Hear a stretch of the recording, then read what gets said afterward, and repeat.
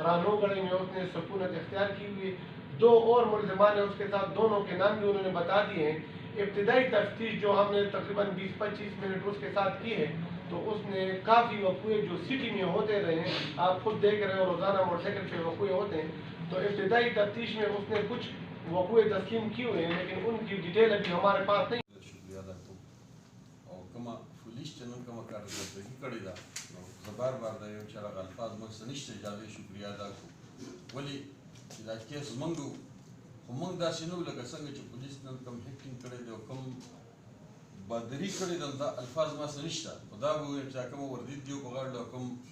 ایمانداري کړې ده الله دې له اجر ورکړي او دغه شان چې نن کومه کارکردګي شوې ده انشاءالله چې داسې کارکردګي نه کېږي که نه او دا کوم ظلم دی ظالم کړی دا په حوالات کې دې سره پروت دی دا زموږ د سترګو لیدلې واقعه ده یقینو که لکه خپل یو ذاتي کیس وایي چې سړی رایم دا پولیس والا داسې په دې مړزکو کې وختل ده او